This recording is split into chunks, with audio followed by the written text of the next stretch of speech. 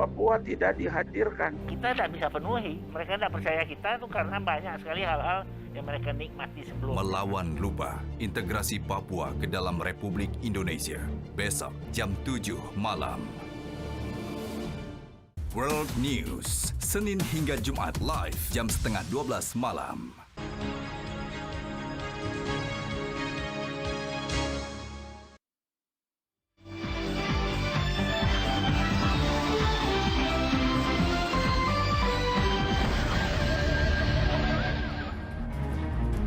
Hello, you're watching World News from Metro Globe Network and we are live from Jakarta, Indonesia. I'm Iqbal Himawan and here are our tonight top stories. Mexican officials and protesters on Thursday marked the 50th anniversary of the June 10, 1971 massacre of student protesters. Restaurants are hiring a robot worker to overcome the short of staff problems. Mexican officials and protesters on Thursday marked the 50th anniversary of the June 10, 1971 massacre of student protesters depicted in the 2018 Oscar-winning movie Roma. Protesters marched down the same boulevard in Mexico City where students were attacked with guns and clubs by government-organized thugs 50 years ago. They demand punishment for those involved. According to official figures, the massacre left at least 22 dead, many missing, and around 50 wounded. But civil organizations put the figure at 60 dead and dozens missing. In July 2005, a judge exonerated Luis Echeverria, who was president from 1970 to 1976 on genocide charges, but could not be tried because the statute of limitations for that crime expired in 1985. Moving on to Pakistan, a bus carrying pilgrims fell into a ravine in a Kusdar district in the Balochistan province on Friday. 20 people were killed while 50 others injured. The crash happened as the pilgrims were returning home after visiting a shrine of a Sufi saint. Officials said the driver lost control on a sharp turn. When the accident took place, the bus was overcrowded and several pilgrims were also sitting on its roof. The rescuers transported the dead and injured to military and government hospitals, with some in critical condition. One bus passenger said the driver was enjoying music and driving recklessly and had repeatedly warned the driver to be more careful. The crash happened just days after 65 passengers were killed when two trains collided in the Sindh province. Californian authorities searched Thursday evening for a passenger who reportedly fell overboard from a Santa Catalina Island ferry. A man was reported to have fallen off the Jet Cat Express on Thursday evening local time, several miles offshore of Long Beach as the high-speed catamaran headed to the island, authorities said. Los Angeles County and U.S. Coast Guard boats were searching the area with the help of a helicopter. The ferry is operated by Catalina Express. Now the latest update on the G7 summit. A barge carrying inflatable figures of UK Prime Minister Boris Johnson and US President Joe Biden has been floating off the coast of Cornwall on Friday ahead of the official start of the G7 summit in the region. The figures had messages written on their hands reading Wave of Hope and Crack the Crisis. The Wave of Hope campaign is run by a group called Crack the Crisis, which is attempting to get every world leader to agree to global goals of addressing both the coronavirus crisis and climate change. Johnson met with Biden on Thursday ahead of the G7 summit. Other 5 leaders were due to arrive at the tiny village of Carbis Bay near St. Ives in Cornwall for 3 days of talks starting Friday. Separately, various of Oxfam activists staged on coast of Cornwall wearing masks impersonating G7 leaders while holding a giant mock syringe of vaccine. They criticized a conflict that possibly appear during the summit in relation with COVID sharing issues. Another group of protesters wearing masks of G7 leaders standing on beach, carrying banner with image of Titanic and other protesters behind them. Their Titanic action was to ask the rich country leaders to discuss on climate change issue. Moving on to other news, in the United States, law enforcement agencies are struggling to recruit the next generation of police officers in the years since George Floyd was killed by a cop. Amid the national reckoning on policing, communities are questioning who should become a police officer today. Nationwide protests and calls for reforming and defining the police, as well as the coronavirus pandemic, took its toll on officer morale. Law enforcement and public safety are coming under so much scrutiny and having so many challenges. There are significant exodus throughout the profession because of the sentiment and how police were viewed, which makes the brand of policing changed in an instant. The rate of retirements at some departments rose 45% compared to the previous year, according to new research on nearly 200 law enforcement agencies. Hong Kong censors now have the power to ban films that endanger national security, prompting concerns that freedom of expression is being further curtailed in a city once known for its vibrant arts and film scene. The government said that the film censorship regulatory framework is built on the premise of a balance between protection of individual rights and freedoms and the protection of legitimate societal interest on the other. But some movie directors see it as how freedom of expression is disappearing from Hong Kong. The censors ordinance that announced Friday have the power to deem films unsuitable for exhibition to prevent or suppress any act or activity endangering national security. The amended ordinance takes Hong Kong a step closer to the censorship of films on the Chinese mainland, which are closely vetted for themes and scenes critical of the Communist Party's leadership or that do not align with values that the government seeks to espouse.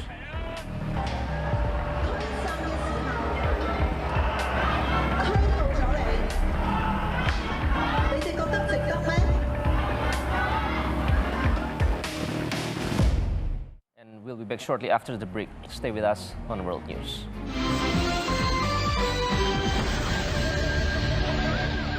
Hari gini 2.000 bisa dapat apa? Kedelai hitam spesial kecap sedap kemasan 2.000 bisa dapat banyak. Nasi goreng, ayam bakar, seafood sampai cocolan. Wow, banyak banget. Kedelai hitam spesial kecap sedap kemasan 2.000 dari Wings Food. Media Academy's Public Training in June 2021 dengan beragam tema. Basic 2D Animation 8 Juni, Creative 2D Animation 22 Juni with Bayu Aji Aribowo. Public Speaking with Vivi Alaida Yahya, 16 Juni. Creating Innovative Layout for Print Media with Brian Bodo Hendro, 24 Juni. Daftar sekarang juga dan dapatkan beragam fasilitas. Informasi lebih lanjut hubungi. Kenapa sih kita harus berinvestasi di PIK 2? Ada 3 alasan utama. Yang pertama, lokasi PIK 2. Alasan kedua, setiap orang yang membeli PIK 2 dianggap sebagai pemegang saham. Membeli produk PIK 2 memang selalu untung karena harga perdana PIK 2 50% di bawah harga market. Alasan yang ketiga, fasilitas, di mana fasilitas yang tersedia di PIK 2 jauh lebih banyak dari real estate manapun juga. Miliki hunian pas tengah kali 10 meter 2 lantai dengan 2 kamar tidur. Promo spesial rumah milenial. Dapatkan produk milenial dengan cicilan DP 5 juta rupiah per bulan. Anda sudah dapat memiliki rumah 2 lantai di PIK 2. Free Smart Home selama Juni 2021. Miliki sekarang. Promo ini sangat terbatas yang dapat dihentikan sewaktu-waktu. Hubungi 021 588 8000. Kesehatan itu adalah hal penting yang harus kita jaga loh. Saat ini, teknologi pun ikut mendukung kesehatan. Supaya semakin sehat dan bugar. Bersama para pakar kesehatan, kami mengulas kesehatan yang berbalut teknologi. Simak Go Healthy di Metro TV.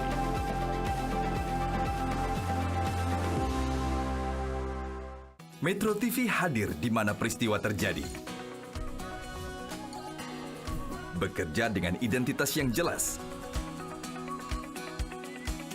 dan mampu beradaptasi dengan teknologi terbaru. agar Anda bisa mendapatkan informasi dengan segera. Jurnalis Metro TV berintegritas dan tidak menerima imbalan dalam bentuk apapun. Metro TV, knowledge to elevate. Metro Pagi Prime Time, setiap hari live jam 4:30 pagi.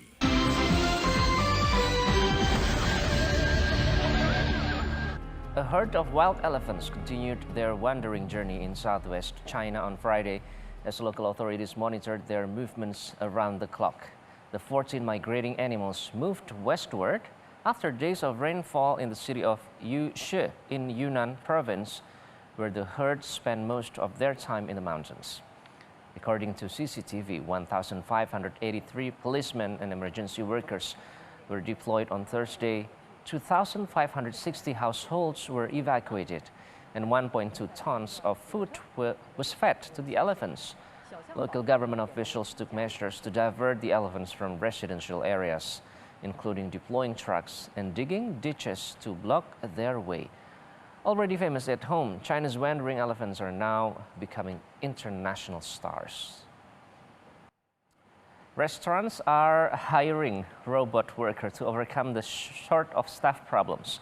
One of them is Peanut, a robot that works in seafood and steakhouse restaurant. Peanut functioned as food runner and busboy and is leased from Tech Robotics at a cost of about $2,000 a month. One of its advantages is it never needs a bathroom break or a cut of the tips. The robot is connected to the restaurant Wi-Fi and navigates using sensors attached to the ceiling throughout the restaurant. Peanut provides an extra set of hands to run trays of food so that human servers can stay out of the kitchen and on the dining floor interacting with customers. Restaurant owner says if he can find enough human staff to work at the restaurant, he will probably have to fire Peanut because the robot only works if there's someone to tell it what to do.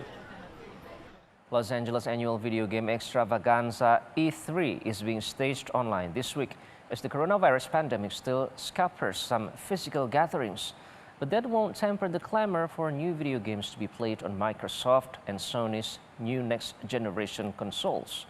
Following other annual tech gatherings, including Las Vegas CES, E3 is making the shift to online, including live-streamed presentations and talks. It's traditionally the place for games companies to tease their latest creations before they hit store shelves. Gamers are chomping at the bit for new titles on the latest next-generation game consoles launched last Christmas, the Xbox Series X and PlayStation 5. Both have seen strong sales, but supply has been stunted by a global shortage of computer chips.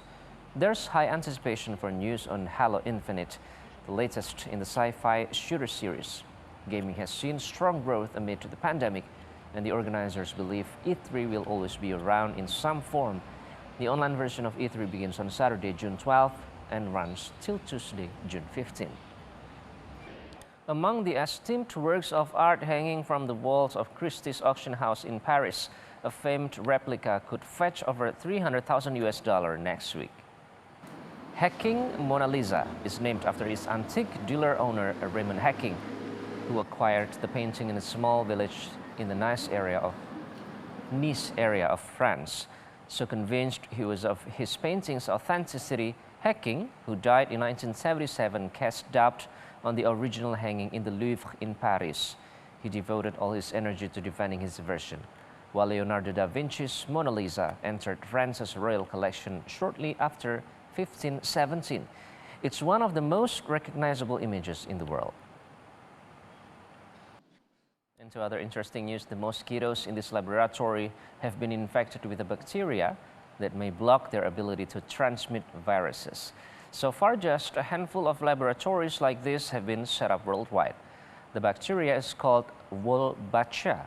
According to researchers, it's a naturally occurring bacteria carried by 60% of insect species, including fruit flies, dragonflies, and moths. Results of an Indonesian study published in the New England Journal of Medicine in June 2021 confirms that by infecting the mosquitoes with Wolbachia, not only reduced the incidence of dengue by 77%, but the number of people who would normally need hospital treatment dramatically decreased by 86%. The G7 leaders visiting Cornwall for this week's summit have been immortalized in a sculpture of a recycled electronic waste. Dubbed Mount Recycle More, the piece is based on Mount Rushmore in the US, but instead depicts the 7 politicians, including UK Prime Minister Boris Johnson, US President Joe Biden, and German Chancellor Angela Merkel. The sculpture, made from old mobile phones, computers, and even vacuum cleaners, aims to highlight the huge environment threat to electronic waste as leaders prepare to discuss how to tackle climate change and build a greener future. The artists hoped the artwork would raise awareness toward the global e-waste problem. There are 53 million tons of e-waste created every year, of which the G7 contributes about 40% of that. And Captain America turns 40 this year. Stay with us for the complete stories.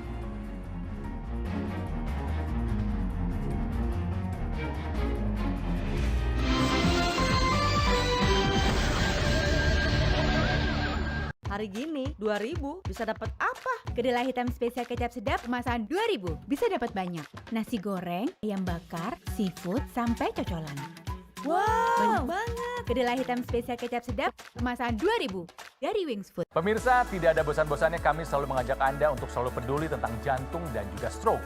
Untuk itulah, kami juga senantiasa menghadirkan narasumber yang dapat menjadi pembelajaran bagi Anda dan juga keluarga. Dokter laser dan Rumah Sakit Mitra Keluarga Kalideres mengundang Anda untuk melakukan medical check-up screening jantung dan juga stroke dengan diskon 50%. Saksikan terus Go Healthy setiap hari jam 6.30 waktu Indonesia Barat, dan pengumuman kode voucher diskon medical check-up akan Anda dapatkan pada akhir acara.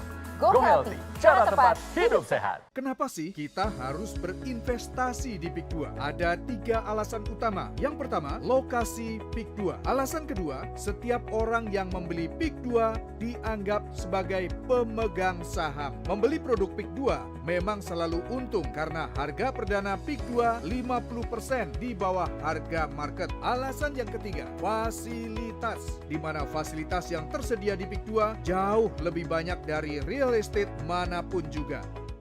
Nanti Mama Doni membantu saya untuk supaya saya bisa berhasil di Jakarta, supaya saya bisa panggil mama saya datang ke Jakarta untuk bersama-sama dengan saya. The Legend, Elias Pikal, Arena Sang Juara, besok jam 7:30 malam. Pemirsa, Metro TV menyelenggarakan pelatihan jurnalistik untuk tetaplah bersama kami di Breaking News Metro TV. Dengarkan Metro TV di radio, more than just news. Streaming sekarang di metrotvnews.com dan medcom.id. Tiny home building is a big business. The architecture is modern and the landscape is very minimalist. So, you think you're an amazing cook. My dream is to become a professional chef. Mau tahu resep rahasia keluarga selebriti? Ada rasa wanginya juga. Mau jadi koki andalan di rumah? When I was about 20 years old, I spent several months traveling through India and naturally would be eating Indian food. Cooking is just not a vocation, it's a calling. Mau cari inspirasi interior? 1, 2, 3. And if you want to live tiny, less house, more fun. This is so fun. It's so cute. It's so amazing. Oh, that's so cool. Atau ada niatan renovasi rumah? We all love to create our dream home. The dream becomes reality. Wow. Dapetin semua inspirasinya di Mola Hour. Senin sampai Jumat, mulai jam 4 hingga jam 6 sore. Hanya di Magna Channel. Editorial Media Indonesia, Senin sampai Sabtu, jam 7:30 pagi.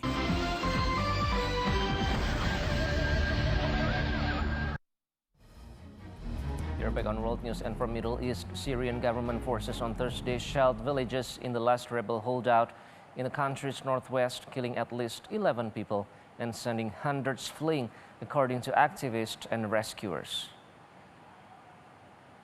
The shelling hit a residential area in Ablin, a village in Idlib province, where opposition fighters and militants still hold territories.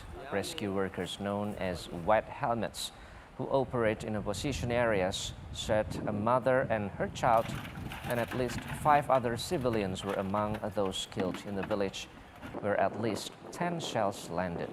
At least 6 others were injured in the same village, while nearly 40 shells fell in nearby villages, the White Helmet said. To wrap up our show tonight, here is our top entertainment news, where Shira Haas brings Ophir Award-winning film Asia to the US. Chris Evans turns 40, and the trailer for the 2-part reunion of Keeping Up with the Kardashians is released. And that's world news for tonight. I'm Iqbal Himawan. Thank you for watching. Good night and have a nice weekend.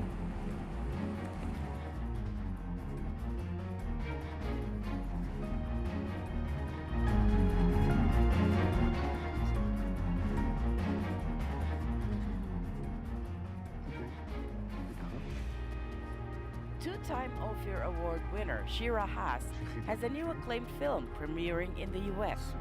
Asia, also starring Alina Yif, debuts in the U.S. Friday, June 11. Directed by first-time director-screenwriter Ruth Pribar, Asia is about a young single mother whose teen daughter, Vika, played by Haas, is faced with a serious illness and short life expectancy, but longs to be a normal young person. The movie won Best Picture at the Ophir Awards, along with Best Actress for Yif and Best Supporting Actress for Haas. It also premiered virtually at the 2020 Tribeca Film Festival, where Haas won Best Actress and Pribar was granted the Nora Ephron Prize. Haas' career is an upswing thanks to her Netflix limited series Unorthodox, which earned her both a Golden Globe and Emmy nomination. In both Unorthodox and Asia, Haas often conveys a variety of emotions without dialogue, which the actor says she often prefers. She has even asked directors for less speaking lines in a scene. That's a good idea. Next, Haas is working on a TV series executive produced by Barbara Streisand, where she will play Israel's first and only woman Prime Minister, Golda Meir. Я серьезно. Это единственное, что я от них получила.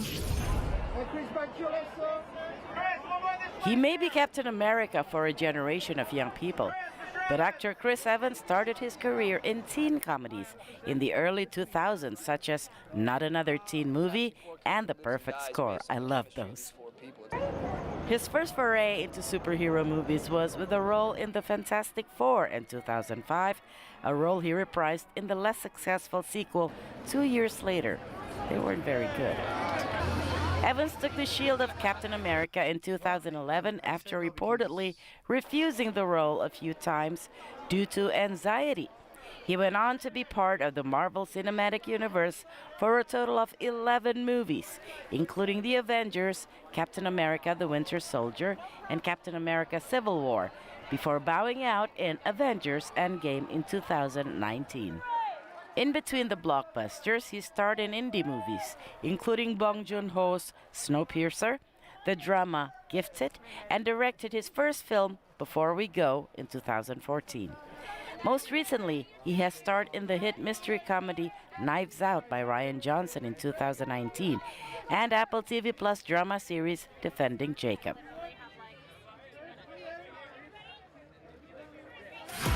Welcome to a sit-down 20 seasons in the making. Keeping Up with the Kardashians aired its series finale Thursday, June 10. But the Kardashian-Jenners are leaving their fans with one more big reveal, a 2-part reunion hosted by Andy Cohen. The reunion was taped in a similar format to the Real Housewives reunions Cohen hosts on Bravo. In a trailer to tease the special, Kim confesses to Cohen that mom Kris is nervous about the reunion. We also see Cohen asking Khloe about boyfriend Tristan Thompson's past infidelity. And he also asks Scott Disick if Kourtney and her boyfriend Travis Barker have his blessing. What is up with this family? Metro TV miliki gudang multiguna at Peak 2 Bispark. Hadir dengan layout yang fungsional, bisa difungsikan sebagai gudang, kantor, dan rumah sekaligus. Hanya 3,5 menit menuju interchange, hanya 18 menit menuju Bandara Internasional Soekarno-Hatta. Miliki gudang multiguna ukuran 6x20 meter dengan harga spesial 2,5 miliar rupiah. Kunjungi show unit kami, hubungi 021 588 8000. Kesehatan yang sudah tidak optimal tentu akan berakibat pada kualitas hidup Anda. Ilmu pengetahuan yang semakin berkembang dan teknologi yang semakin maju membawa sejumlah inovasi di bidang medis. Setelah diperiksa lab, gulanya tinggi. Curiga, hati-hati. Ini adalah salah satu tanda masalah pada jantung. Jangan anggap enteng yang namanya stroke. Halo pemirsa, apa kabar? Senang sekali saya Tantri Murdoko dan juga Kak Ronald bisa kembali menjumpai Anda di Go Healthy, cara tepat hidup sehat. Terbaru dari Metro TV mulai bulan Juni, The Legends, setiap Sabtu jam 7:30 malam. Nggak benar jadi kalau seperti ini. Racunnya ini bukan saya. Saya ingat mama, sampai mama nangis sampai air matanya keluar. Untuk Indonesia dalam Newsline, setiap Jumat jam 2:30 sore. The Journalist, setiap Senin jam 8 malam. Kick Andy Double Check. Metro TV, knowledge to elevate. Lifestyle, fashion, kuliner, traveling, arsitektur, segala ide kreatif serta hal-hal menarik dari berbagai daerah di Eropa kami hadirkan di ruang keluarga Anda.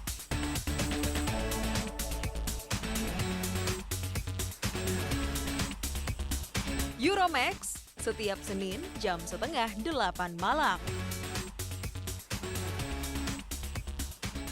Metro TV hadir di mana peristiwa terjadi. Bekerja dengan identitas yang jelas. Dan mampu beradaptasi dengan teknologi terbaru. Agar Anda bisa mendapatkan informasi dengan segera. Jurnalis Metro TV berintegritas dan tidak menerima imbalan dalam bentuk apapun. Metro TV, knowledge to elevate. Islam adalah rahmat bagi semesta alam. Ia memberikan petunjuk bagi manusia dalam menjalani kehidupan lewat Al-Quran. Sejatinya kitabul ilmi perlu dipahami dan dimaknai dengan benar, lalu diimplementasikan dalam keseharian. Saya ajak Anda memetik kebaikan Al-Quran dan memahami ilmu Islam bersama alim ulama bangsa. Saksikan Hasanah Islam setiap hari Minggu pukul 2 siang waktu Indonesia Barat. Pemirsa, Metro TV menyelenggarakan pelatihan jurnalistik untuk tetaplah bersama kami di Breaking News Metro TV. Dengarkan Metro TV di radio, more than just news. Streaming sekarang di metrotvnews.com dan medcom.id. Selamat pagi Indonesia, Senin sampai Sabtu, jam 8:30 pagi.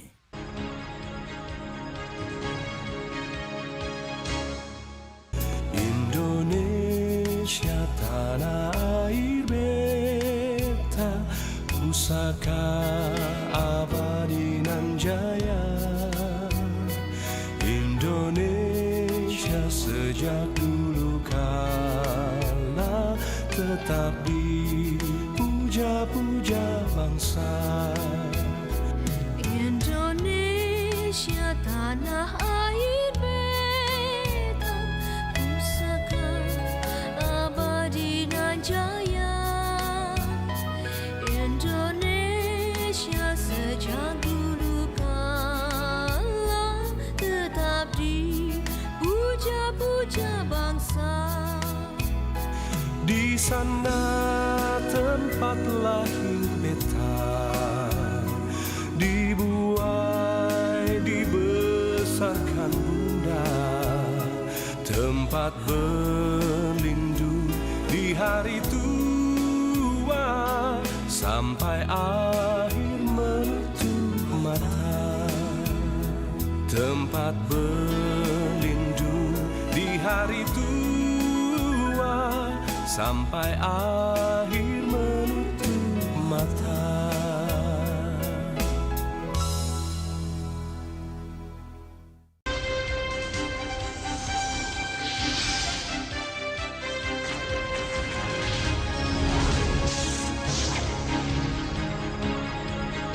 Metro TV, a part of Media Group News.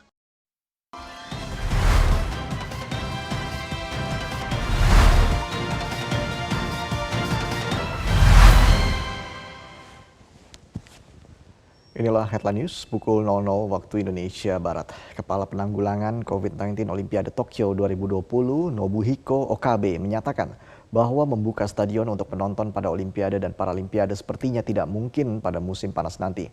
Menurutnya sangat ideal untuk tetap mengadakan pertandingan selama Olimpiade tanpa penonton.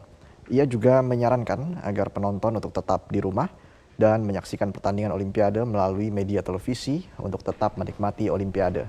Keputusan untuk mengizinkan adanya penonton lokal akan diambil pada bulan Juni ini atau 1 bulan sebelum pembukaan Olimpiade pada 23 Juli mendatang. Sementara itu penonton atau pengunjung dari luar Jepang sudah tidak memungkinkan lagi. Sementara itu Kepala Operasional Olimpiade Hidemasa Nakamura menyatakan bahwa jika keputusan adanya penonton untuk menonton pertandingan diambil, pihaknya belum siap untuk menerapkan tes COVID-19 kepada penonton sebelum memasuki stadion dengan alasan kurangnya logistik. そういう発想を変えてテレワークではないけれどもテレで楽しむ。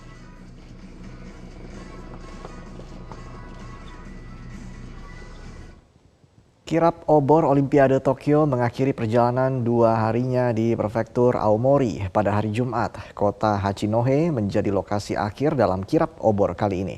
Pembawa obor kali ini adalah Hitomi Obara yang merupakan peraih medali emas pada cabur gulat kelas 48 kg serta kompatriotnya Kaori Ichi yang juga peraih emas pada Olimpiade London 2012. Obor Olimpiade akan kembali melakukan perjalanannya selama 2 hari di prefektur Hokkaido yang dimulai pada hari Minggu. Kirap obor Olimpiade dijadwalkan akan mengunjungi 47 prefektur di negeri Sakura dalam waktu lebih dari 121 hari. Kirap obor akan berakhir pada 23 Juli dalam opening ceremony Olimpiade Tokyo 2020.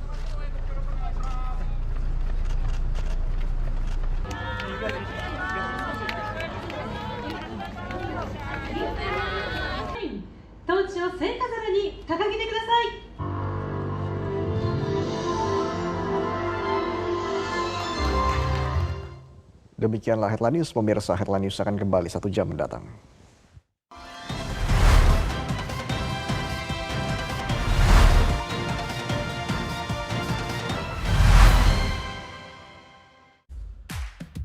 Media Group News mempersembahkan televisi digital terestrial pertama dengan jangkauan nasional. Magna Channel. Temukan di saluran TV digital Anda. Belanda itu sebenarnya punya rancangan. Papua itu dirancang untuk menjadi negerinya orang-orang Indo-Belanda. Waktu New York Agreement dan beberapa pertemuan-pertemuan lain, orang Papua tidak dihadirkan. Kita tidak bisa penuhi, mereka tidak percaya kita itu karena banyak sekali hal-hal yang mereka nikmati sebelumnya. Melawan lupa, integrasi Papua ke dalam Republik Indonesia. Besok jam 7 malam. Pemirsa, Metro TV menyelenggarakan pelatihan jurnalistik untuk tetaplah bersama kami di Breaking News Metro TV. Dengarkan Metro TV di radio. More than just news. Streaming sekarang di metrotvnews.com dan medcom.id.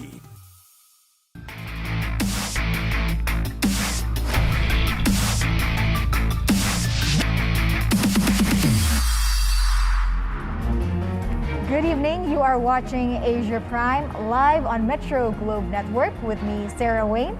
And I'm Ralph Tambubolon coming to you live from Jakarta, Indonesia. In the next 60 minutes, we have prime stories from all over the world, and here are tonight's top stories.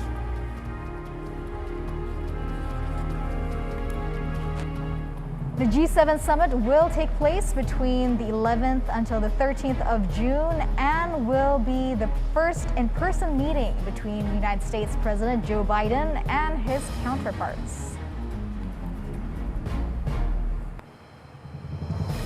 Australia continues to recommend AstraZeneca for people over 50, despite a 52-year-old woman dying of brain blood clots blamed on the vaccine. The Indonesian government keeps on working on securing vaccine stocks for its domestic use as part of the national effort to eliminate the spread of the disease in the country, home for more than 270 million people.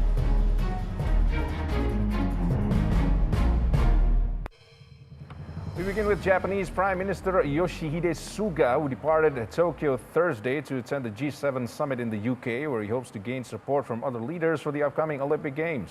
Prior to his departure, Suga spoke to the press and says he hopes to contribute to discussions such as COVID-19 measures, climate change, economy, and regional affairs. The leaders of some of the world's richest nations meet today at the English seaside for a 3-day Group of 7 summit. Suga said he will also explain the COVID-19 countermeasures that will be taken during the Tokyo Olympics, which will be held next month. 今回の G7 サミットでは新型コロナ対策、さらに気候変動、経済、地域情勢、こうした重要な課題について普遍的価値を共有する G7 のリーダーと率直な議論をして、その中で日本の立場を説明をしてサミットの議論に貢献したい、このように思います。また東京大会については感染対策を徹底をし、安全安心の大会を実現する、こうしたことを説明をして理解を得たいと、このように思います。U.S. President Joe Biden called global leaders to join him in sharing coronavirus vaccines with struggling nations around the world, as he promised that the U.S. would donate 500 million doses to help speed the pandemic's end and bolster the strategic position of the world's wealthiest democracies. Speaking in England before the summit meeting of the Group of 7, Biden announced the U.S. commitment to vaccine sharing, which comes on top of 80 million doses he has already pledged by the end of the month. He argued it was in both America's interests and the world's to make vaccination widely and speedily available everywhere, while also adding the doses would be shared with no strings attached or pressure for favors. The U.S. commitment is to buy and donate 500 million Pfizer doses for distribution through the global COVAX alliance to 92 lower-income countries and the African Union, bringing the first steady supply of mRNA vaccine to the countries that need it the most. A price tag for the 500 million doses was not released, but the U.S. is now set to be COVAX's largest vaccine donor, in addition to its single largest funder with a $4 billion commitment. In my direction, the United States will purchase an additional 500 million doses from Pfizer vaccine, that will donate nearly 100 low and lower middle income countries. They will be the beneficiaries. Let me say that again. The United States will purchase 500 million doses of Pfizer's COVID-19 vaccine to donate to nearly 100 nations that are in dire need in the fight against this pandemic. 200 million of these Pfizer vaccines will be delivered by the end of 2021 and 300 million by June of next year.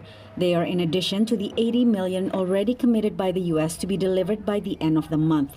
Our vaccine donations don't include pressure for favors or potential concessions. We're doing this to save lives, to end this pandemic. By announcing his vaccine donation plans on the eve of the G7 summit, a meeting of the world's leading industrial nations, Biden is pushing the group of wealthy countries to follow his lead. He is also rejecting accusations that the U.S. is a vaccine hoarder. He's trying to signal that America isn't intensely parochial and inward focused, which I think has been a deep concern not only through the Trump years, but quite frankly through the pandemic, when for so long the United States just simply wasn't sharing the vaccine. So I think this is, he's come under pressure globally to do this, to take a leadership role. Hours after Biden's announcement, Johnson said Britain would give at least 100 million surplus vaccine doses. He expects the G7 to agree to donate 1 billion doses during the summit, scheduled to begin Friday. Pfizer makes mRNA vaccines, produced not by using weakened forms of the virus, but by using the pathogen's genetic codes. So far, data show that none of the existing variant strains has escaped the protection provided by our vaccine. While activists welcome Biden's move, they want wealthy nations to do more to help vaccinate the world, especially those nations that have more doses than they need in the pipeline. While those doses don't exist today, and of course countries have an obligation to really accelerate the vaccination programs of their domestic populations, they have purchased contracts for more than they need. They need to negotiate now to direct those surplus doses to countries in need. This is the urgent thing that the G7 needs to agree. The doses will be delivered through COVAX, the United Nations vaccine sharing mechanism. It will cost American taxpayers $3.5 billion, $2 billion of which will be paid with funding already pledged to COVAX. Traveling with the president at the G7 in Cornwall, Patsy Widakuswara, VOA News. China responds to Biden's proposal to donate more vaccines to the world. And here is the full statement. 美方之前呢一直说，美国的疫苗要优先用于美国百姓的接种。那么现在美方提出来要向COVAX捐赠疫苗，我们希望美方的承诺能尽快的付诸行动。在自身需求十分巨大、疫苗供应十分紧张的情况下，中方尽己所能，向80多个急需的发展中国家提供疫苗援助，向40多个国家出口疫苗，迄今已向国际合作伙伴供应了3.5亿剂疫苗，是世界上对外提供疫苗最多的国家。中方也已宣布，向新冠肺炎疫苗实施计划首批提供1000万剂疫苗，明确用于发展中国家的急需。不久之前呢，第一批疫苗已经正式下线了。世卫组织已经将中国的国药集团科兴公司的疫苗纳入了紧急使用清单，将推动中国疫苗为全球抗疫做出更大的贡献。 And now joining us from Cornwall, the UK side of the G7 summit, is Voice of America Indonesian Services Patsy Widakuswara. Patsy, thank you for joining us. Now, U.S. President Biden is urging other members to do the same, to give more vaccine donation. But as we know, the UK is still struggling with their own parliament. Japan and Canada have their own issues, vaccination rates under 10%, and other members are at different stages of vaccinating their own populations. Are you confident that the other G7 countries will be able to fulfill this pledge? Well, first of all, Ralph, we have to see the pledge, right? And we haven't seen that pledge. The G7 is not set to begin until another 2 hours. And once we see the pledge, what we really need to look at is essentially the timeline and the deliverables, basically all the fine prints in terms of just how much the G7 countries are willing to give, when they will give it, and so on. But no doubt this announcement that there will be 1 billion doses of vaccines delivered by the richest countries of the world is a welcome news, even by activists. Of course, some will say that it's not enough because there are 7 billion people in the world. You need 14 billion vaccines if there are 2-dose vaccines. But certainly this is a signal from the G7 that they're saying that, look, world, we hear what you are saying in terms of the vaccine imbalance, vaccination rate imbalance in the world. The UN Secretary General said that the imbalance is so shocking. You know, there are some countries like the US, for example, where we are vaccinating children. My son is vaccinated. He's received 2 doses of the vaccine from Pfizer.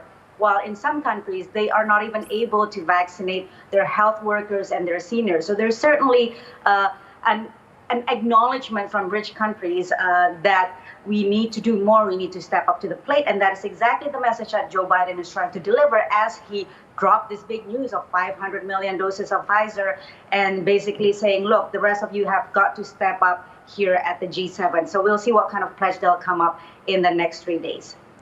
All right, Patsy. And what is exactly the motivation behind this United States move exactly? I'm sorry, you're going to have to repeat that. I can't hear it in my ear. Yes, Patsy, what is the motivation behind this U.S. move? Right. So yesterday, Joe Biden said that, you know, he wanted to do this because he wanted the world to get over the pandemic. And then obviously there's also a self-interest there. And this is something that Joe Biden acknowledged himself. The first one is that he realized that America will not be safe until the world is vaccinated because of variants. And also because obviously the world economy is not going to recover until we all get out of this coronavirus pandemic. And the United States needs the world to have a healthy economy. And as we've also seen in the package that I've reported, supported, this is also an alternative that the U.S. is trying to provide to Chinese vaccine diplomacy. As you've seen, China has given out its vaccines, sold its vaccines to a number of countries in Southeast Asia, in Africa, and basically giving them, and some say that they come with strings attached, right? I mean, these are either political or economic or diplomatic concessions that China has asked in return for their vaccines. And this is something that the U.S. is trying to say that, look, China is not the only alternative. We have this alternative, it's free, and it comes with that strings attached. That is the message that came out again from Joe Biden yesterday. All right, now moving aside from COVID, climate change is also the big issue in this G7. What can we expect from this meeting? Well, this is really the big thing that's coming out of Boris Johnson, right? Boris Johnson wants to be seen as the leader in climate change. And he wants to remind people that, look, you know, we're all focused on this COVID crisis, but there is another crisis that's not acute, but chronic and existential, and that is the climate crisis. So the expectation is that the leaders will come up with some kind of foundational pledges going forward towards the COP26 meeting. This is the big climate change meeting that's coming up in Scotland in a few months. And again, here in the US, the US is trying to come across as being seen again as the leader, particularly after 4 years of Donald Trump. As you know, the US has been largely absent from climate change discussions. The U.S. under Trump pulled out of the Paris Climate Change Agreement. This is certainly something that Joe Biden is trying to change. He is supporting all the pledges that's going to be made on the G7 on this climate issue. All right, Patsy. Last year's G7 has failed to produce a communique due to the disagreements between President Trump and also the other world leaders, G7 leaders. What about this year? Can we expect a communique this year? I asked that question to Jake Sullivan, National Security Advisor to President Biden, aboard Air Force One. I told him exactly that. You know, look, last year there's a whole bunch of disagreements between President Trump and key leaders, and G7 came out with nothing, essentially. This was in 2018 in Biarritz, where I also covered it.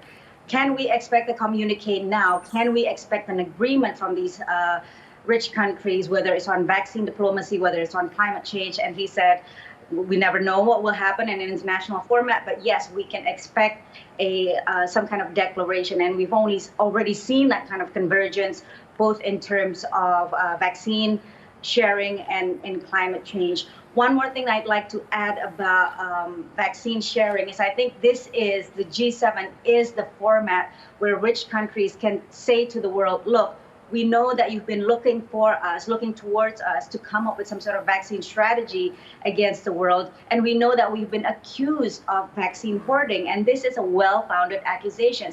By one estimate from the One campaign, for example, there's more than 1 billion doses, surplus doses that will not be used by all these countries, the G7 and other rich industrialized nations. So there's really a need for these wealthy countries to start looking outward, to start helping other countries. And of course, as you said earlier, Ralph, these countries are at different stages of preparedness.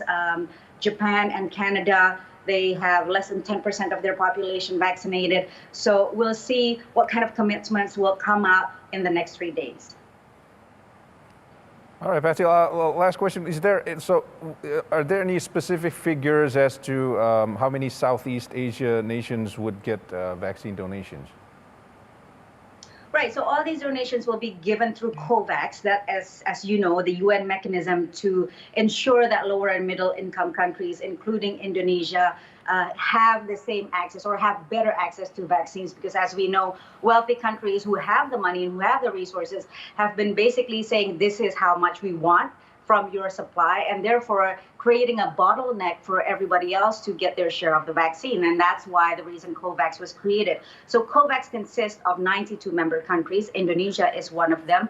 I asked White House Press Secretary Jen Psaki just exactly how much is the breakdown specifically by country. And she said that we're not able to provide that yet. So this will definitely be decided both by the U.S. because the U.S. is supplying the 500 million vaccines, and also by COVAX. So they'll be working together to determine how much will be allocated to each country, including Indonesia and other Southeast Asian countries.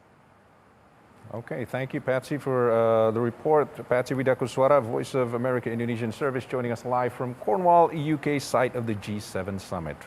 Well, we do hope that this policy will help spread out the vaccines more, especially to the countries in need, not just in Asia, also in Africa, as we heard stories that a lot of people there are still in need of vaccines, whereas in the U.S., everything seems to be under control. Exactly, Ralph. And of course, the other topic that is also being discussed, which is not less important, is the economic recovery after the COVID-19, which we will be looking forward to in the next following days from the G7 summit. But something else has come up from the G7 summit, Ralph, where the photographers have caught something interesting from the United States First Lady, where the First Lady is caught wearing a love jacket. U.S. First Lady Jill Biden showed up to meet British Prime Minister Boris Johnson and his wife wearing a dark jacket with love embroidered on her upper back. She said she and President Joe Biden were bringing love from America. Biden is using his first overseas trip in office to send a message to European allies that America is back, following the America First got-it-alone approach of his predecessor Donald Trump. But Jill Biden's fashion choice immediately reminded White House watchers of another First Lady who once printed an entirely different message on her back. The message on the back of your jacket, ma'am, if you're willing. Oh, the love? Yeah. Well, I think that we're bringing love from America. I think that this is a global conference and we're trying to bring unity across the globe, and I think that's important right now, that people feel a sense of unity for all the countries and feel a sense of hope after this year of the pandemic. Former First Lady Melania Trump wore a green jacket that said, "I really don't care, do you?" on a 2018 trip to Texas border town to visit migrant children housed in shelters. She wore a different jacket while visiting the children.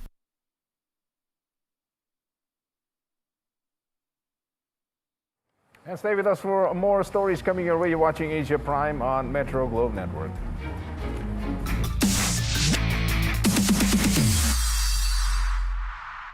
Miliki gudang multiguna at Peak 2 Bispark. Hadir dengan layout yang fungsional. Bisa difungsikan sebagai gudang, kantor, dan rumah sekaligus. Hanya 3,5 menit menuju interchange. Hanya 18 menit menuju Bandara Internasional Soekarno-Hatta. Miliki gudang multiguna ukuran 6x20 meter. Dengan harga spesial 2,5 miliar rupiah. Kunjungi show unit kami. Hubungi 021 588 8000. Terbaru dari Metro TV mulai bulan Juni, The Legends, setiap Sabtu jam 7:30 malam. Nggak benar ini kalau seperti ini. Keracunnya ini bukan saya. Saya ingat mama, sampai mama nangis, sampai air matanya keluar.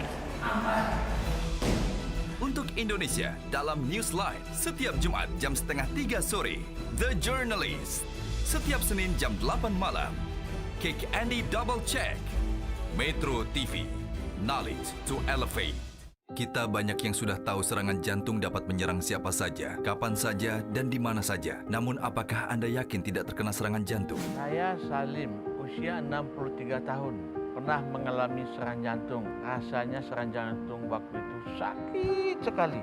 Di sebelah kiri ini, saya sudah terpasang 2 ring di jantung saya. Lalu bagaimana cerita lengkapnya? Simak Go Healthy, kolesterol tinggi yang jarang disadari. Sabtu 12 Juni jam 6:30 pagi.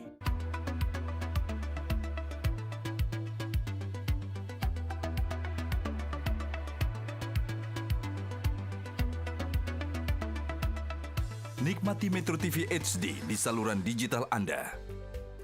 Ayo semuanya, dukung migrasi TV digital. Bersih gambarnya, jernih suaranya, dan canggih teknologinya.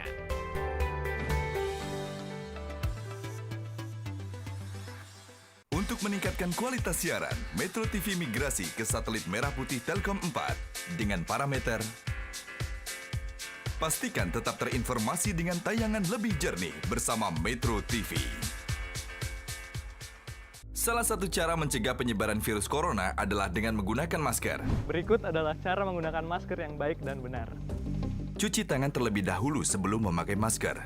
Masker tidak boleh longgar. Tutupi batang hidung hingga dagu. Ingat, sebelum makan atau minum, lepaskan masker dan letakkan masker di tempat yang bersih. Virus corona berbahaya. Lindungi diri, keluarga, dan sesama dengan semua pakai masker. Dengan tangan dinginnya, Janumiro Bunsal berhasil merehabilitasi lahan gambut sisa kebakaran, sehingga hutan di kawasan Kalimantan Tengah mampu terjaga serta terlindungi. Hutan gambut Jumpun Pembelum ini kita kelola dan kami tertarik mengelola kawasan ini sejak tahun 1997. Melihat Indonesia setelah hutan terbakar, Minggu 13 Juni jam 8:30 pagi.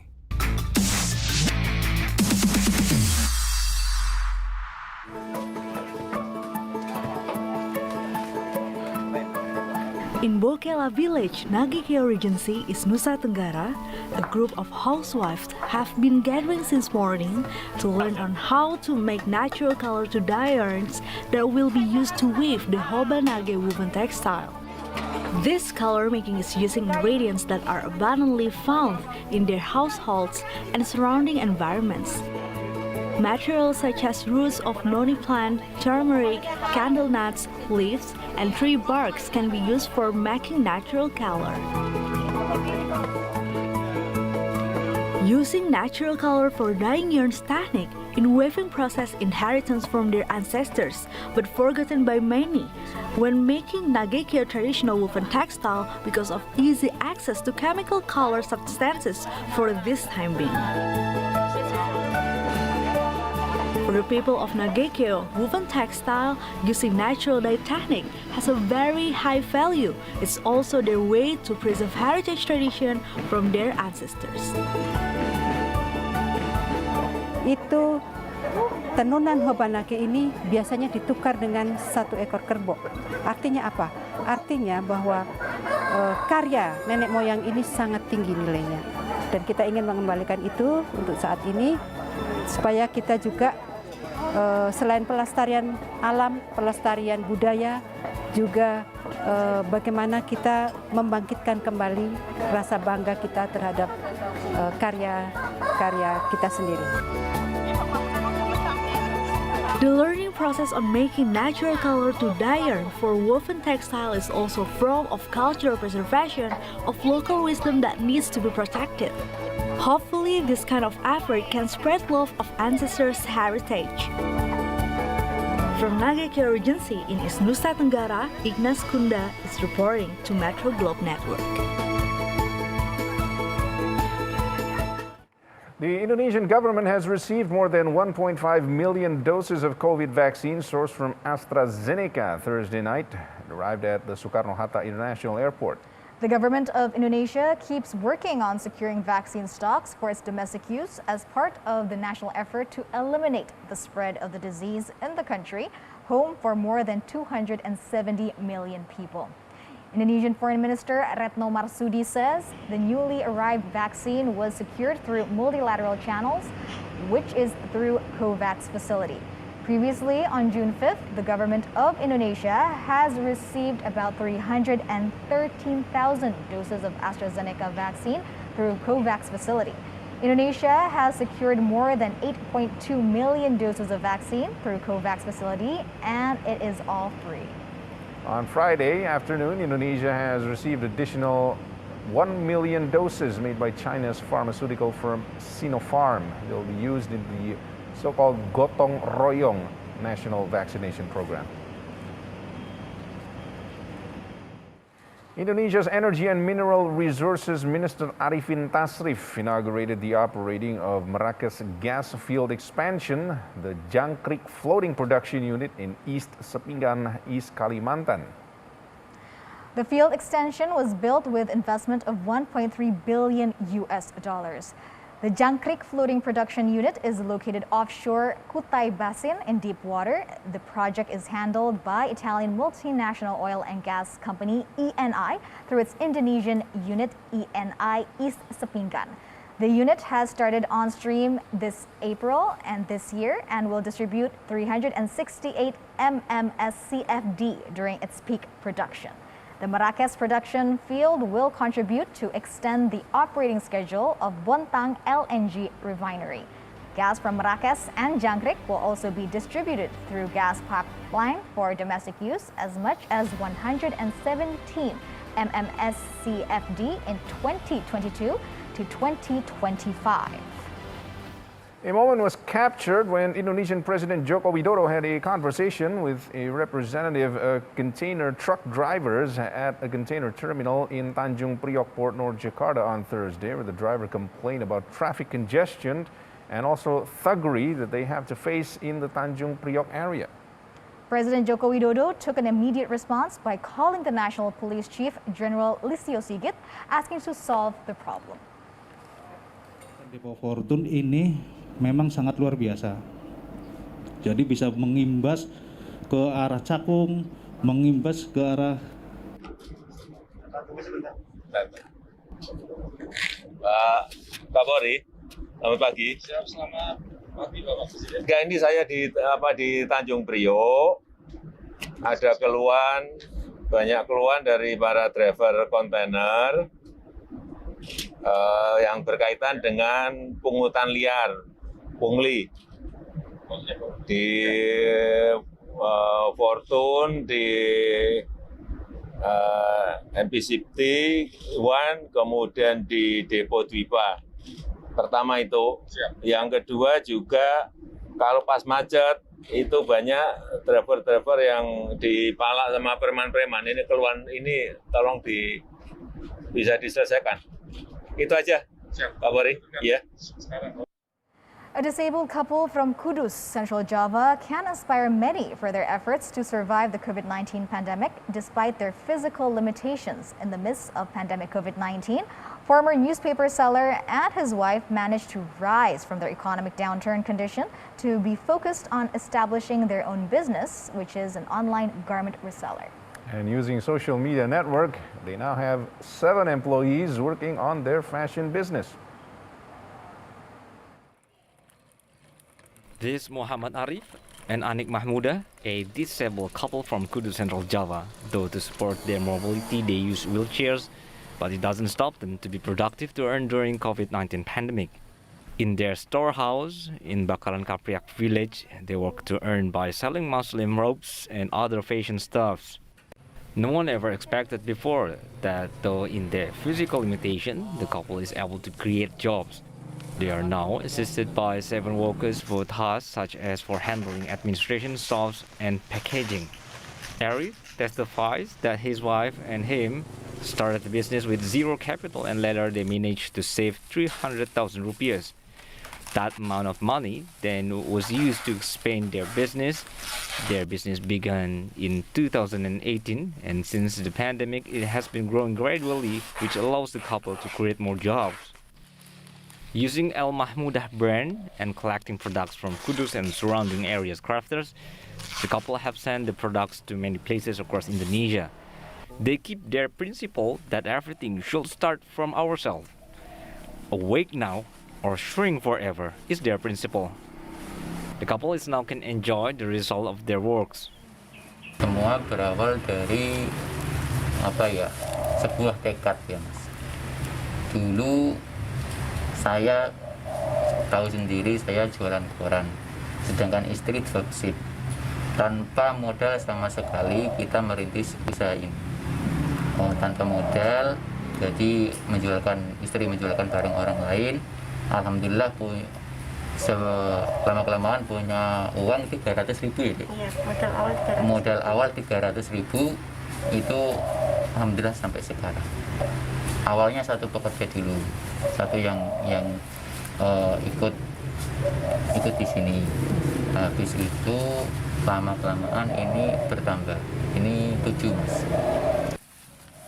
One of the customers said she by chance chooses to buy stuff from the shop because of the variety of clothes options and their price is affordable compared to other stores. She appreciates the spirit carried by the disabled couple that can inspire others who have normal physical conditions. To do their outdoor activities, the couple have a modified motorcycle for two persons.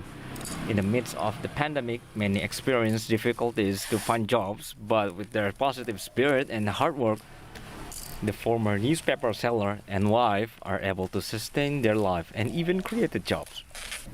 Udin Alinani for Metro Globe Network. Stay with us on Asia Prime. We'll be right back after the break with more stories.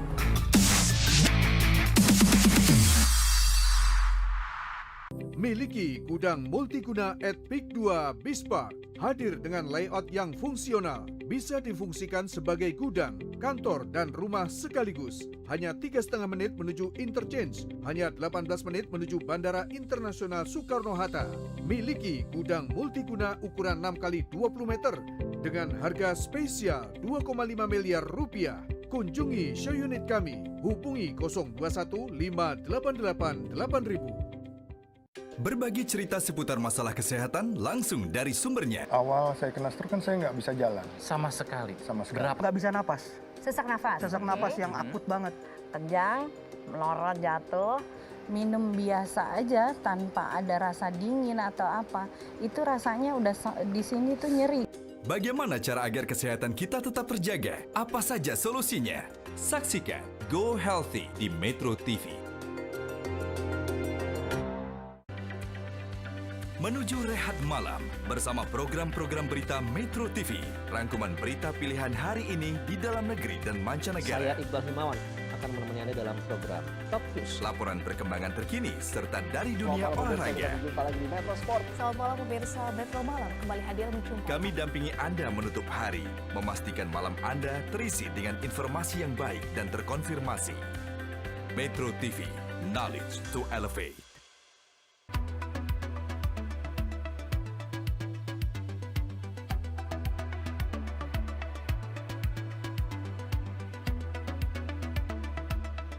Nikmati Metro TV HD di saluran digital Anda. Ayo semuanya, dukung migrasi TV digital. Bersih gambarnya, jernih suaranya, dan canggih teknologinya.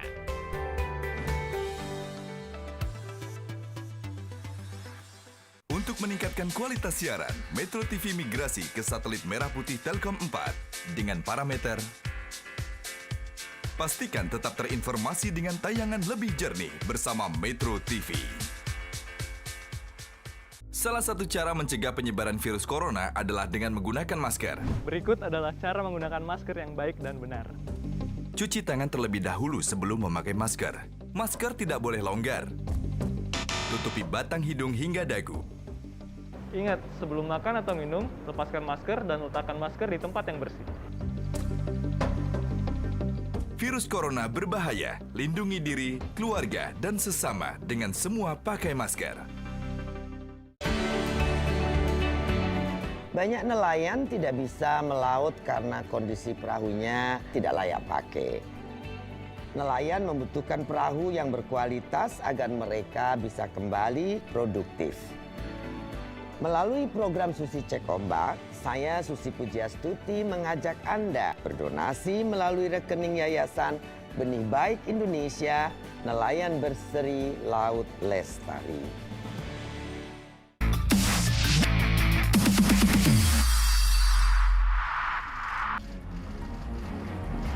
Speaking in England before the summit meeting of the Group of Seven, Biden announced the U.S. commitment to vaccine sharing, which comes on top of 80 million doses he has already pledged by the end of the month.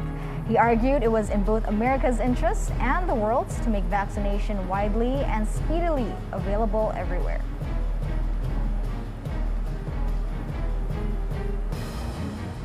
Australia continues to recommend AstraZeneca for people over 50, despite a 52-year-old woman dying of brain blood clots blamed on the vaccine. The Indonesian government keeps working on securing vaccine stocks for its domestic use as part of the national effort to eliminate the spread of the disease in the country, home for more than 270 million people.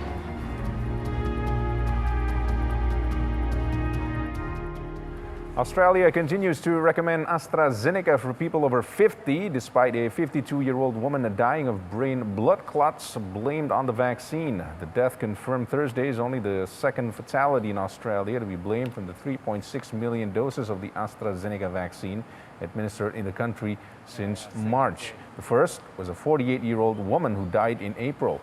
Chief Medical Officer Paul Kelly says AstraZeneca remained the recommended vaccine for people over 50 because of the reduced risk of the rare clotting with age. Australian authorities also declared Pfizer on Thursday. The only other COVID-19 vaccine approved for use in Australia was safe for pregnant women. The decision was based on a study of 123,000 women who became pregnant shortly before or after they were vaccinated. There have been 35 cases of blood clots in Australia confirmed to have been caused by AstraZeneca and another 13 probable cases. Seattle hit an important milestone in its fight against the COVID-19 pandemic on Wednesday, where 70% of its residents aged 12 and older are now fully vaccinated. The city is now pacing ahead of San Francisco, which was leading the United States in its vaccination efforts. Vermont leads the country for the state with the highest vaccination rate. One local effort from the Seattle Fire Department is setting up clinics at breweries and farmers markets throughout the city to encourage more vaccination. Despite the hopeful milestone, a mask directive still remains in place in King County, which currently has 68% of residents who have received one dose of the COVID-19 vaccine, according to the county dashboard. The directive, which urges continued use of face masks in indoor spaces, will lift once the county reaches 70%. As the state is approaching a full economic reopening at the end of June, vaccine demand has been softening over the past few weeks. The landmark Washington National Cathedral marked COVID-19's grim death toll of an estimated 600,000 Americans lost to the disease by tolling its morning bell 600 times, once for every 1,000 dead on Thursday afternoon. On its website, the cathedral describes its 12-ton bell used for every funeral held there. The lives lost, as recorded by Johns Hopkins University, are about equal to the population of Milwaukee, Wisconsin, and greater than that of Baltimore, Albuquerque, New Mexico, or Tucson, Arizona. The U.S. saw remarkable increases in the death rates for heart disease, diabetes, and some other common killers in 2020.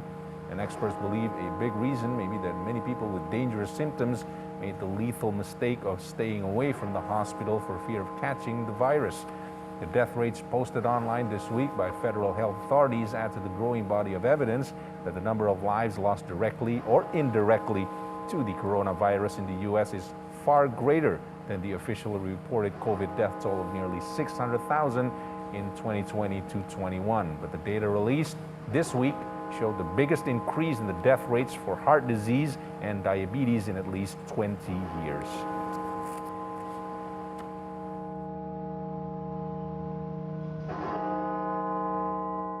Moving on to Hong Kong, where Hong Kong will allow children aged 12 and above to receive the Pfizer coronavirus vaccine as it seeks to boost immunization rates in the city. Hong Kong will offer the vaccine to about 240,000 children from 12 to 15 years old starting this weekend, joining other countries that have started vaccinating children. The move comes as Hong Kong is urging its 7.5 million population to get inoculated. Since its vaccination drive began in late February, just over 15% of the population has been fully vaccinated. The city has seen widespread vaccine hesitancy due to a mistrust of the government and outsized fears of side effects after several people died following inoculations, despite a determination that the deaths were not directly related to the vaccine. Children below 18 must obtain parental approval before they can be vaccinated. Health Minister Sophia Chan urged parents to let their children get vaccinated to help them go back to school for their normal lives as soon as possible. As regards the lowering of the And more stories to follow after the break. Stay with us here on Asia Prime.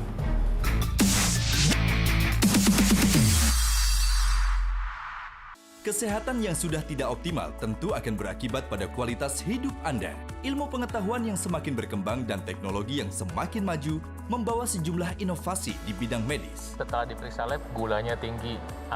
Curiga, hati-hati. Ini adalah salah satu tanda masalah pada jantung. Jangan anggap enteng yang namanya stroke. Halo pemirsa, apa kabar? Senang sekali saya Tantri Murdopo dan juga Kak Ronald bisa kembali menjumpai Anda di Go Healthy, cara tepat hidup sehat. Saat ini obat ampuh untuk melawan virus corona belum ada. Saya ingin agar protokol kesehatan, perubahan perilaku di masyarakat menjadi perhatian kita. Kita fokus kampanye pakai masker. Semua wajib pakai masker di media group. Disiplin memakai masker tidak hanya untuk melindungi diri dan sesama, tapi juga untuk menjaga Indonesia kita. Beragam info menarik yang dekat dengan kearifan lokal masyarakat Indonesia, kami kemas secara apik, ringan, juga menghibur. Kesadaran untuk mengingat Allah supaya melahirkan ridho. Hati nurani itu akan menjadi saksi.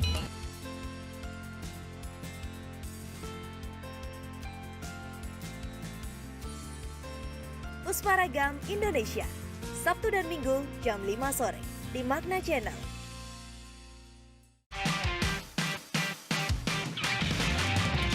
Olahraga menjadi salah satu penopang hidup sehat. Kejuaraan olahraga yang digelar di seluruh belahan dunia pun selalu sukses dalam daya pikat. Kompetisi yang ketat dan pertunjukan sportivitas yang hebat bisa Anda saksikan dalam Metro Sport setiap hari live jam 10 malam.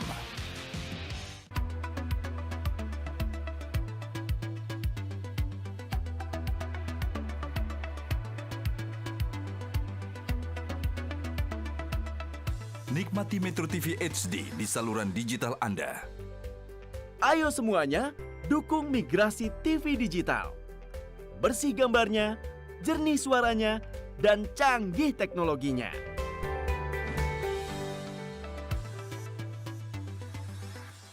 Untuk meningkatkan kualitas siaran, Metro TV migrasi ke satelit merah putih Telkom 4 dengan parameter. Pastikan tetap terinformasi dengan tayangan lebih jernih bersama Metro TV.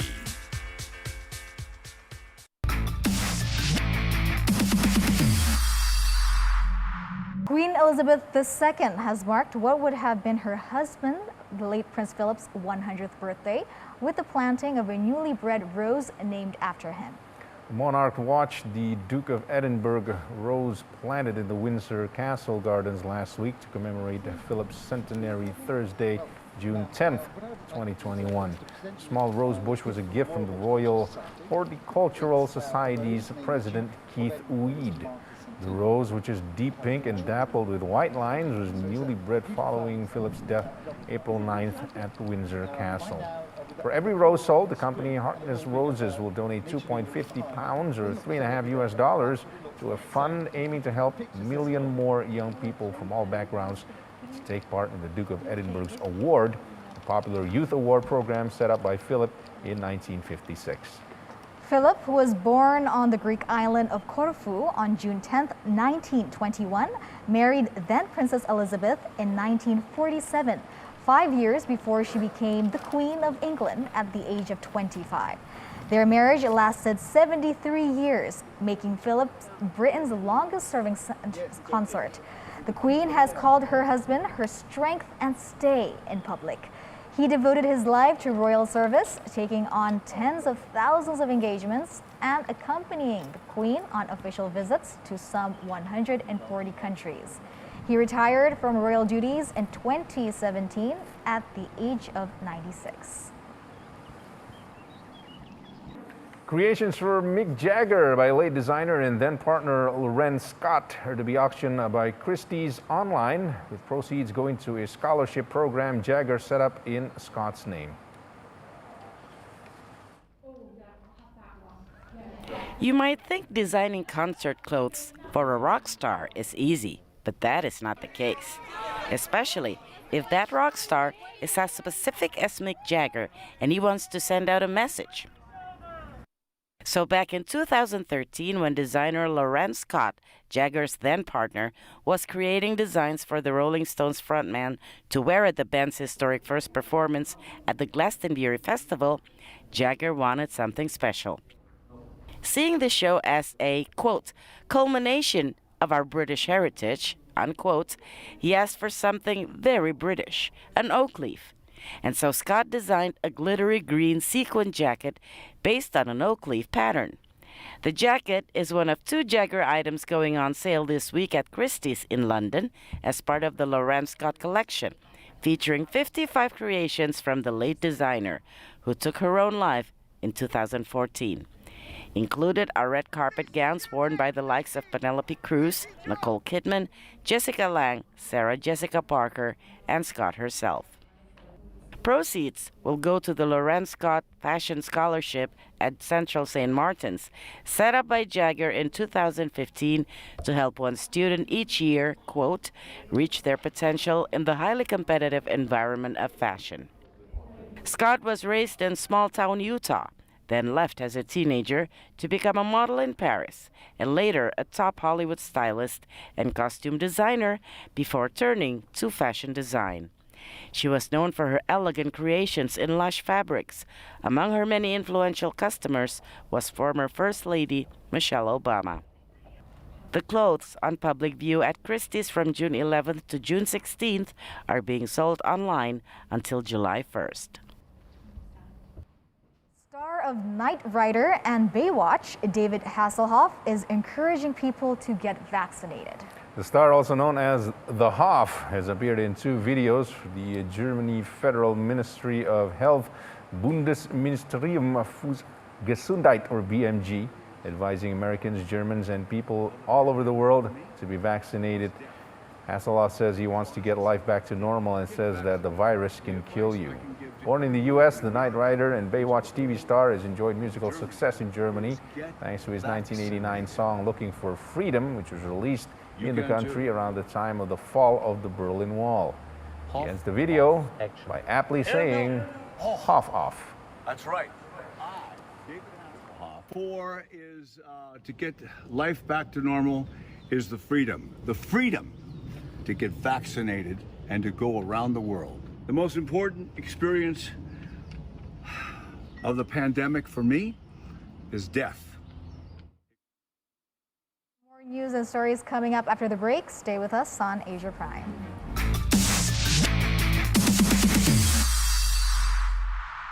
Banyak orang belum memeriksakan kondisi kesehatannya secara rutin.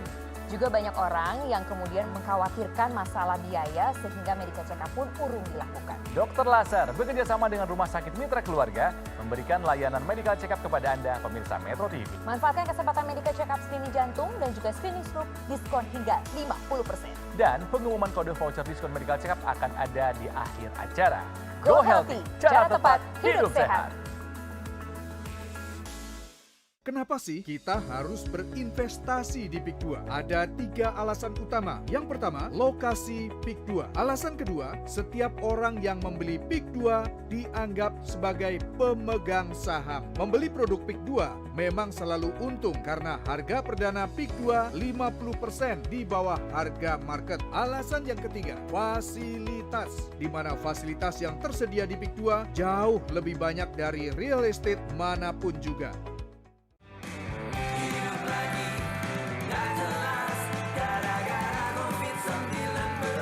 Karena corona masih ada, terus pakai masker.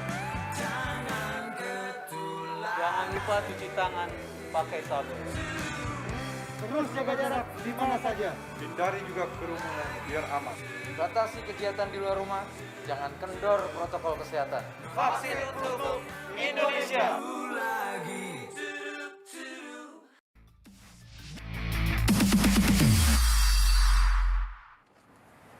Well, the focus is on the Euro 2020, but the United Arab Emirates and Indonesia football players trained on Thursday in Dubai, where they will meet in an AFC World Cup Group G qualifier on Friday.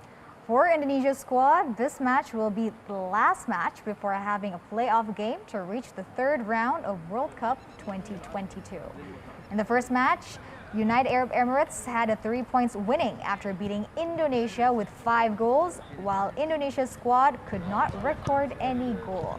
Indonesia's squad needs to play better strategy for the second match.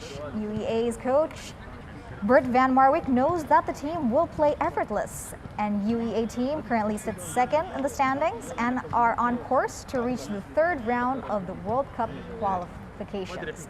And on the other hand, the red-white squad never records any winning in all matches before and only have picked up a single point from their 7 games in the second round of qualifications and is now sitting at the bottom of the group.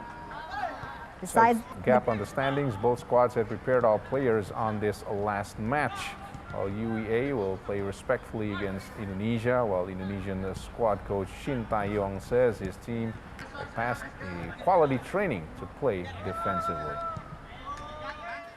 On to hockey, where Alex Pietrangelo scored his first goal of the postseason in the NHL to break a tie late in the second period, and the Vegas Golden Knights defeated the Colorado Avalanche 6-3 in Game 6 of their second-round series Thursday to advance to the Stanley Cup semifinals. Tonight's edition of Asia Prime with baseball as Dallas Keuchel pitched 6 effective innings. Yasmani Grandal homered, and the Chicago White Sox beat the Toronto Blue Jays 5-2 on Thursday. Highlights coming up. I'm Ralph Tabubolon. And I'm Sarah Wayne. Thank you for joining us on Asia Prime and have a wonderful night. It came over. Metro TV